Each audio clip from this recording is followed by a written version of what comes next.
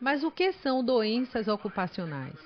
Doenças ocupacionais são as que estão diretamente relacionadas à atividade desempenhada pelo trabalhador ou às condições de trabalho às quais ele está submetido.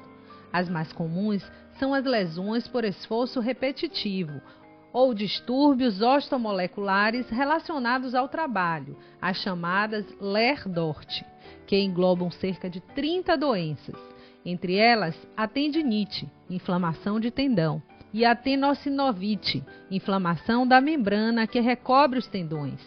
As LER-DORT são responsáveis pela alteração das estruturas osteomoleculares, como tendões, articulações, músculos e nervos.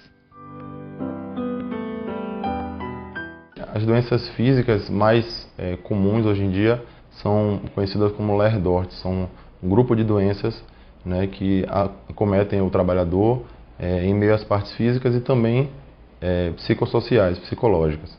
Né? Dentre as doenças psicossociais, só para um dado, a mais comum é a síndrome de burnout, né, que é uma síndrome de esgotamento, né, da capacidade física e mental daquele trabalhador. Ele vai ter uma exaustão física e mental, também associado a alguns níveis de depressão, de irritabilidade, de tensão no trabalho. E essa síndrome está muito direcionada, muito relacionada com a parte física também. Né? O profissional ele desencadeia essas partes psicológicas, esses sintomas psicológicos, e com eles vem a dor de cabeça, né? Vem algumas enxaquecas, vem dores nas vistas, cansaço físico mesmo, dores musculares. Então, nosso corpo ele é bem interligado, né? A parte emocional com a parte física. Fora essa síndrome, né, que é a mais comum na parte psicológica, existem outras síndromes relacionadas à parte física, né, que são as partes músculos e esqueléticas mesmo. Então nós temos N tipos de inflamação, as tendinites, né, em várias regiões do corpo. Em ambiente de escritório administrativo, geralmente, que acomete mais são os membros superiores e coluna, né, principalmente os membros superiores, algumas síndromes mais conhecidas, são a tendinite, a síndrome do túnel do carpo, que é uma das tendinites de inflamação também da sinóvia, né, do tendão e da musculatura, que acomete bastante, que é justamente pelo ato da digitação. Acúmulo de tarefas, excesso na jornada de trabalho e maus tratos por parte do empregador são fatores que contribuem para o adoecimento do funcionário no ambiente de trabalho. É sobre esse tema que o advogado do Simpojude, Dr. Cláudio Baltazar, aborda no Saúde Servidor da TV Simpojude. Então, assim, é preciso que haja um nexo de causalidade, causa e efeito, ou seja, causa, atividade excessiva, rigor excessivo, falta de condição de trabalho.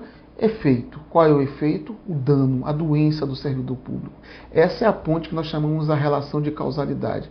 Mas, independente disso, a Lei 8.213 de 91, no artigo 21, também nos traz, em especial para o setor privado, o que nós chamamos a concausa. O que é a concausa? É a causa concorrente. Ou seja, ainda que aquela causa não tenha sido a causa única, mas contribuiu de forma indireta para o evento, para ocasionar o acidente, ou seja, para ocasionar o dano. Então imagine alguém que possui uma estrutura mental fragilizada e que o evento, rigor excessivo, cobranças ilimitadas, venha contribuir de forma indireta para se deflagrar o processo de depressão, o processo um processo psicótico ou um processo relacionado à doença mental.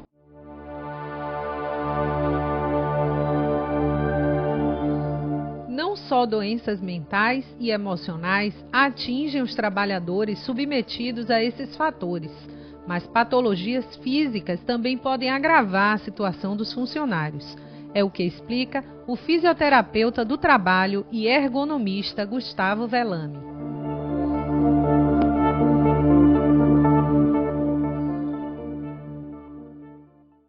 Outras síndromes também são as cervicobraquialgias, que acomete a região da cervical, a região dos ombros e dos braços, justamente pela postura no computador ou no notebook, né, ou posturas forçadas para leitura, ambientes que não estão adequados para aquele tipo de atividade. Então podem vir a desencadear também essas doenças físicas, que são conhecidas como lerdortes, e que geralmente é feito um laudo para identificar se tem relação ao trabalho ou não.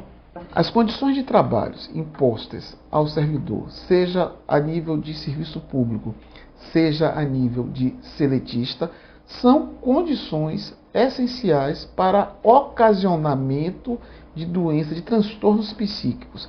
Se você trabalha em um ambiente de trabalho, se há um ambiente de trabalho em que os seus superiores, o empregador, o Estado não se preocupa em fornecer, em dar condições de trabalho, e em sentido reverso, cria situações de absolutas exigências, carga horária excessiva, volume acentuado de trabalho. Por certo, o servidor que está sofrendo essa pressão estará vulnerável, é um potencial na deflagração da depressão. Faz parte também muito da responsabilidade da empresa também, né? É um fator que contribui bastante. A organização do trabalho ela é estritamente voltada para essa área pelo seguinte: se a empresa ela tiver uma organização do trabalho coerente, né, em que cada funcionário tenha uma atividade bem detalhada, cada função bem descrita, né, de cada trabalhador, isso já vai diminuir um retrabalho, né, um caso de você ter que refazer aquela atividade. Um outro fator também é a parte de pausas, né? Geralmente um trabalhador que vem a trabalhar com a digitação, que vem a executar essa função durante muito tempo, ele tem que ter períodos de pausa, geralmente a cada 1 hora. Isso fica de acordo com cada empresa. Nós temos uma norma regulamentadora que exige essas pausas, né, para essa função, justamente para o computador, mas que a empresa tem que ter essa consciência, né, essa responsabilidade de ter essas pausas. A nossa musculatura, a parte física, ela sempre chega no momento de fadiga, né? Esse momento de fadiga é que a musculatura ela encontra-se numa exaustão de energia, em que é necessário uma pausa para ter uma recomposição dessa energia e voltar à atividade. Qual é a solução para se resolver essa questão? Qual é a solução? Primeiro, é preciso se mudar, é preciso alterar o modelo de organização do trabalho, né? E se dar mais atenção à saúde mental. Porque, diferentemente da saúde física, a saúde mental tem um relevo absolutamente subjetivo. Quando você sofre um acidente de trabalho e torce um dedo, é materialmente perceptível a contusão.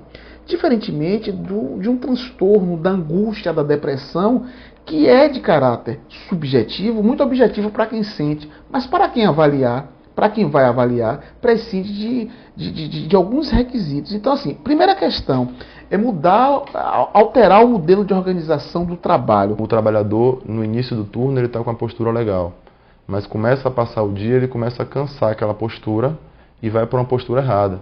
Então, isso parte do pressuposto de que o condicionamento muscular dele não está bom. Então a gente faz uma atividade física, naquele momento de pausa, implementa alguns fortalecimentos, né? E esses fortalecimentos a longo prazo, a médio e longo prazo, vai trazer uma postura melhor para o trabalhador, vai proteger mais aquela região dele. O servidor que sofreu ou sofre de angústias, depressões ou qualquer transtorno psíquico que tenha uma correlação direta ou uma concausa com as atividades cartorárias, as atividades exercidas junto ao judiciário, tem a obrigação consigo mesmo de buscar o ressarcimento desses direitos que lhe foram preteridos. Para isso, basta nos procurar no jurídico. Simpojude está aqui no segundo andar da sua sede, telefone 2109-3018. Nos procura e teremos o maior prazer de ampará-los. O servidor que estiver enquadrado no quanto anteriormente dissemos, ter a obrigação consigo mesmo de buscar a reparação dos seus direitos. E para isso é simples, basta nos procurar, ligar para nós através do 2109-3018 ou nos mandar um e-mail para o jurídico@simpojude.org.br. Meu nome é Gustavo Rubens Velame Filho, e-mail pessoal, né, para contato é o Gustavo_Velame, VELAME, hotmail.com. Telefone também pessoal, né? É o 9252-0244 ou 9139-7611. São os contatos pessoais.